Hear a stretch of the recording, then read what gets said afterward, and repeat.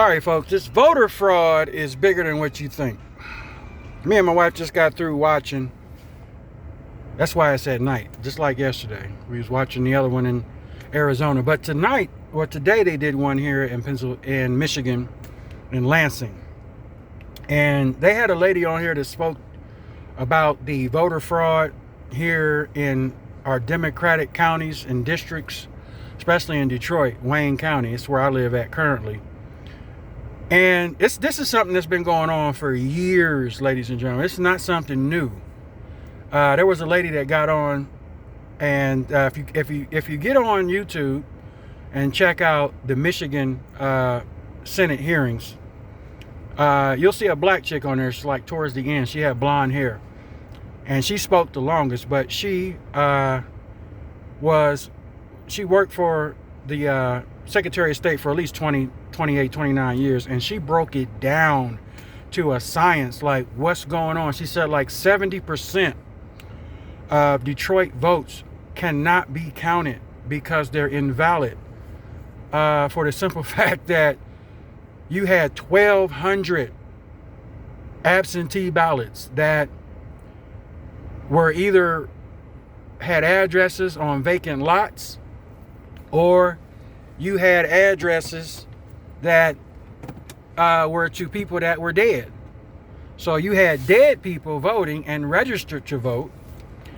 You had people that worked the election, because I worked the election. My sister-in-law actually works for the city, and she works for the city election board on Grand Boulevard. And that's one of the places that the TCF Center, which used to be Cobo Hall, and then you have down in the Grand Boulevard, they do counting down there. So I've done that a couple times with me and my wife and family members, and nobody is vetted, because when we were asked, she asked us to come down and help out.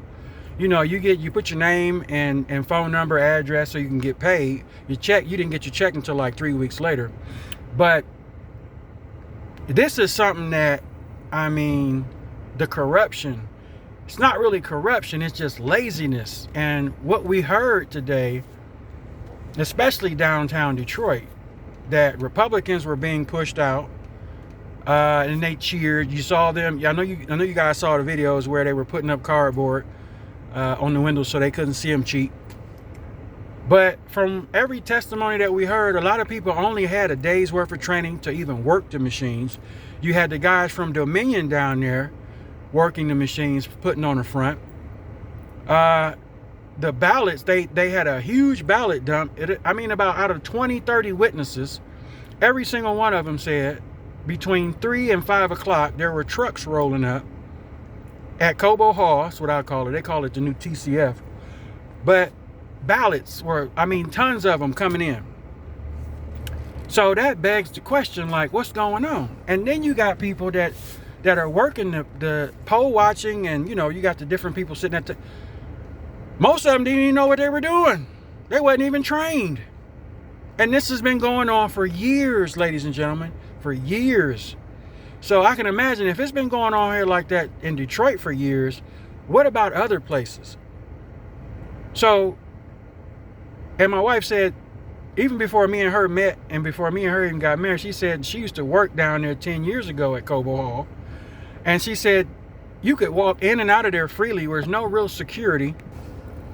Yeah, so I just don't know. This election, Mayor Giuliani is supposed to be in the state tomorrow, and they're going to do another live feed. But the thing that bothers me the most is that you don't see this on CNN or MSNBC. None of the mainstream media is covering this.